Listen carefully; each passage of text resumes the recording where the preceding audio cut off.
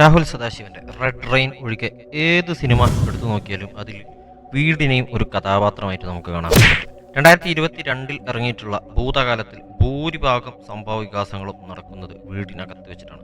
വളരെ നാച്ചുറൽ ആയിട്ടാണ് ഈ സിനിമ അണിയിച്ചൊരുക്കിയിട്ടുള്ളത്.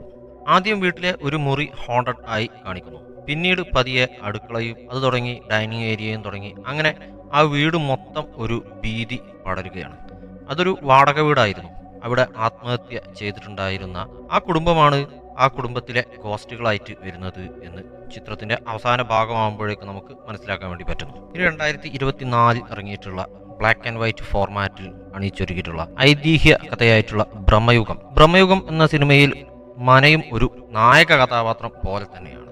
കൊടുമൻ, പോറ്റിയും തേവനും പാചകക്കാരനും അടക്കം സിനിമയുടെ 80% കഥാപാത്രങ്ങളും ഈ മനയ്ക്കകത്തും പുറത്തുമായിട്ടാണ് അവരുടെ സംഭവ വികാസങ്ങളൊക്കെ കാഴ്ചവെക്കുന്നത്. ഭൂതകാലത്തിലെ വീടിനെ പോലെ ഒരു നെഗറ്റീവ് ലുക്ക് തന്നെയാണ് ഈ മനയ്ക്കുമുള്ളത്. പുല്ല് പിടിച്ചു കിടക്കുന്ന മുറ്റവും പൊളിഞ്ഞു ദ്രവിച്ചു കിടക്കുന്ന ഓടും കഴുക്കോലുകളും മൊത്തത്തിൽ ഒരു പ്രാകൃതമായ രൂപം മനയ്ക്ക് നൽകുന്നു.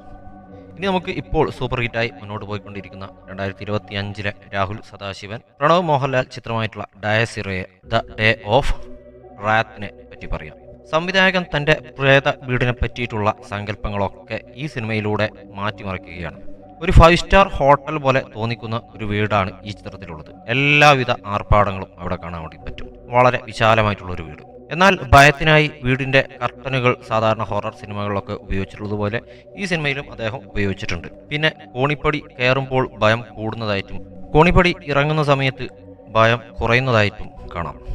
ബാക്കി ഈ ചിത്രത്തിലെ വീടിനെ പറ്റിയിട്ട് ഇനിയും ചില വീടുകളെ പറ്റിയിട്ടും കൂടി ഈ സിനിമയിൽ പറയുന്നുണ്ട്. ഒരൊറ്റ വീട് മാത്രമായിട്ടല്ല. അതൊക്കെ ഒരു സ്പോയിലർ ആവുന്നതുകൊണ്ട് ഞാൻ ഇപ്പോൾ പറയുന്നില്ല, മറ്റൊരു അവസരത്തിൽ പറയാം. അപ്പോൾ രാഹുൽ സദാശിവൻ സിനിമകളിലെ ഏത് വീടാണ്, കാരണം അദ്ദേഹത്തിൻ്റെ സിനിമകളിൽ വീട് ഒരു പ്രധാന കഥാപാത്രമാണ്, ഏത് വീടാണ് നിങ്ങൾക്ക് ഇഷ്ടപ്പെട്ടത് എന്ന് കമൻറ്റ് ചെയ്യൂ.